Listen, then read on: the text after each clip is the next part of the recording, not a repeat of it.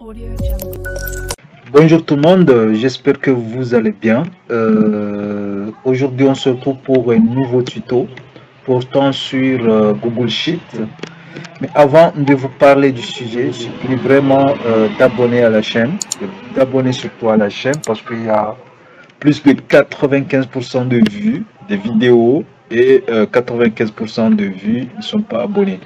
Donc je vous en prie d'abonner à la chaîne, de liker, de partager pour soutenir. Alors le tuto du jour c'est comment créer, comme vous avez vu le titre, c'est comment créer un graphique ou bien un style de mise en forme conditionnelle à barre, d'accord? Donc pour voir l'évolution.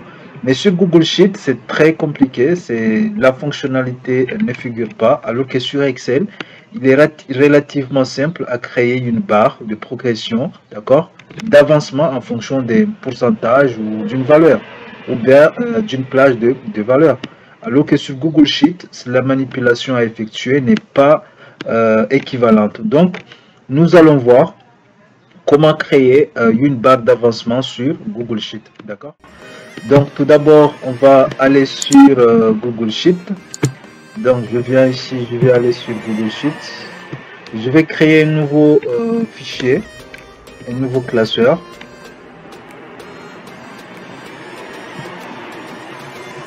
Donc je vais créer une nouvelle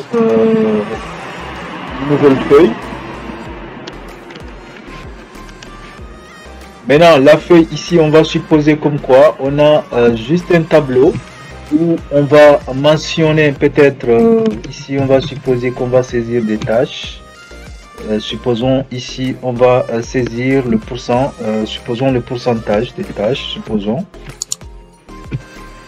Et ici, on va supposer qu'on a l'état d'avancement des tâches. Voilà. Donc sur sur Excel, vous avez la possibilité vraiment d'insérer la mise en forme conditionnelle, d'accord, mise en forme conditionnelle, mais vous voyez ici il n'y a pas la possibilité d'insérer le style à barre, c'est-à-dire pour vraiment dessiner des barres dans la cellule ou bien dans les cellules en fonction des valeurs. Donc on n'a pas cette possibilité là. Donc comment on va essayer de le faire? En passant par une autre méthode, c'est-à-dire ici on va utiliser une fonction.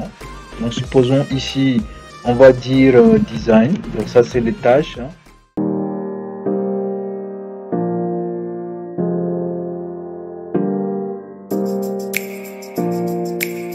Maintenant, comment on va tracer pour voir l'évolution en fonction des barres dans chaque cellule en fonction du pourcentage qui est là. Donc, on va insérer une fonction qui s'appelle sprinkline. Donc, c'est la fonction sprinkline qu'on doit utiliser. D'accord? Donc, les données, c'est quoi? Les données, c'est des chartes types. D'accord?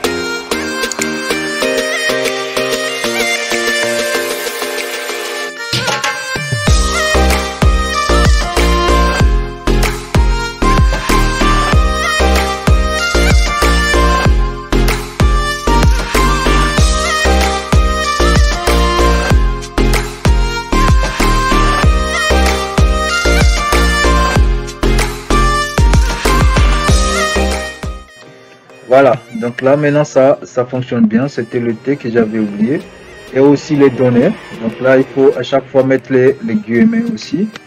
Et les parenthèses, c'est important. Donc maintenant vous voyez bien qu'il a, si je tire vers le bas, je vais copier là la formule.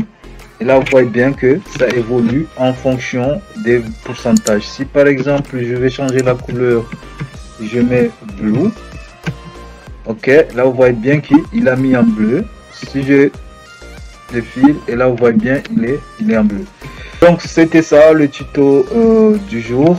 N'hésitez pas à liker, abonner, à poser vos questions.